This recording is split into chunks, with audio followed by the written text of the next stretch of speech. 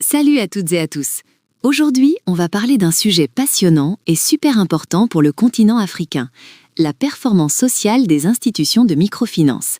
On va découvrir comment aller au-delà des simples chiffres financiers pour vraiment comprendre l'impact que ces institutions ont sur la vie des gens.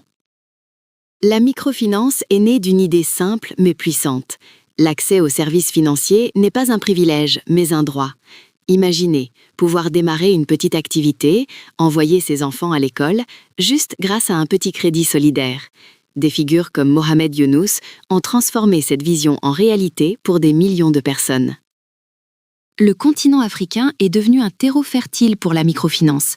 On compte aujourd'hui des milliers d'institutions de microfinance, des plus grandes aux petites coopératives de village.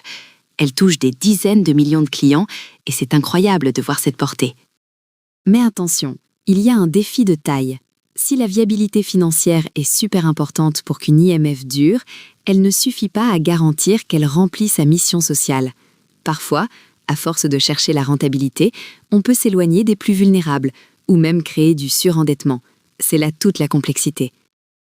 Malheureusement, l'histoire nous a montré que certaines IMF, malgré leur rentabilité, peuvent dévier. On a vu des taux d'intérêt trop élevés, des cas de surendettement et un oubli de l'objectif premier, améliorer concrètement la vie des bénéficiaires. C'est une réalité à laquelle il faut faire face. Face à ces tensions, la notion de double bottom line ou double résultat s'est imposée. C'est l'idée que pour une IMF, il faut mesurer non seulement ce qu'elle gagne financièrement, mais surtout ce qu'elle transforme dans la vie des gens. C'est ça, la clé d'une microfinance vraiment responsable. Alors, qu'est-ce que la performance sociale ? C'est la traduction concrète de la mission d'une IMF. C'est l'ensemble des résultats positifs qu'elle obtient en améliorant la vie de ses clients, en réduisant leur vulnérabilité et en renforçant leur autonomie. C'est mesurer l'impact direct sur les communautés. Mais soyons clairs, mesurer la performance sociale, c'est pas si simple. C'est une réalité multidimensionnelle et complexe qu'on ne peut pas résumer avec un ou deux indicateurs. Heureusement, des cadres d'analyse ont été créés pour nous aider à structurer cette évaluation.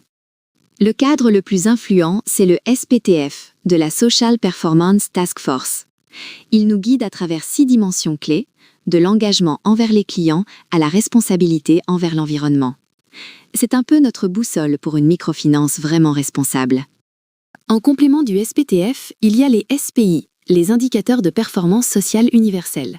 C'est une batterie d'indicateurs standardisés qui permettent aux IMF de mesurer et de comparer leur performance sociale de manière rigoureuse. C'est super important pour la transparence et pour évaluer les progrès. Malgré l'existence de ces cadres, leur adoption reste inégale en Afrique. Les grandes IMF s'en sortent bien, mais les petites et moyennes institutions ont souvent du mal, faute d'outils, de compétences ou même de volonté. C'est un vrai défi. Comment démocratiser l'accès à ces outils essentiels pour toutes les IMF ?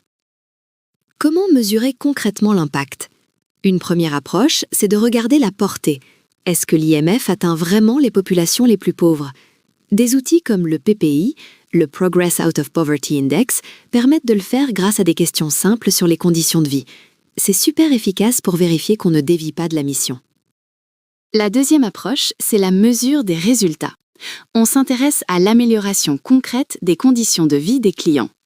Là, on utilise des enquêtes, des études de cas, des méthodes un peu plus complexes pour vraiment isoler l'effet de l'IMF. C'est comme regarder au microscope l'impact d'une action. Et la troisième approche, plus récente, c'est le SROI, le Social Return on Investment. L'idée est de quantifier en termes monétaires la valeur sociale créée par une IMF. C'est intéressant pour les investisseurs, même si ça peut être méthodologiquement critiqué. Ça nous pousse à réfléchir différemment. Sur le terrain africain, la mise en œuvre de ces approches se heurte à des défis. Le coût des enquêtes est élevé, les systèmes statistiques ne sont pas toujours robustes et il manque de personnel qualifié. C'est un peu comme essayer de construire un gratte-ciel sans les bons outils. C'est face à tous ces défis qu'une solution incroyable est apparue, SmartMiFin, développée par Webgram. Basé à Dakar, au Sénégal, Webgram est reconnu comme la référence en Afrique pour le développement digital. Ils ont conçu SmartMiFin comme une véritable révolution pour la microfinance. Smart MiFin, ce n'est pas juste un logiciel de compta. C'est une plateforme intégrée qui couvre tous les besoins d'une IMF africaine. Gestion des clients, des crédits, de l'épargne et surtout, des outils de pilotage de la performance sociale. C'est vraiment pensé pour les réalités du terrain.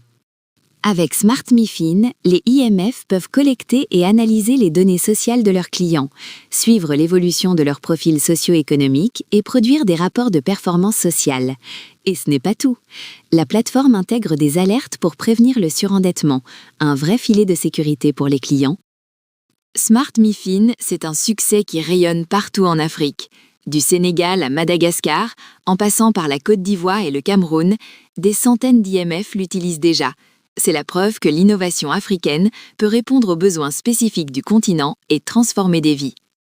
Pour conclure, la performance sociale n'est pas un luxe, c'est l'essence même de la microfinance en Afrique. Avec des solutions comme Smart MiFin de Wedgram, nous avons les outils pour bâtir une microfinance plus juste, plus efficace et plus légitime d'ici 2030. Un avenir où l'accès au crédit est un vrai levier d'émancipation.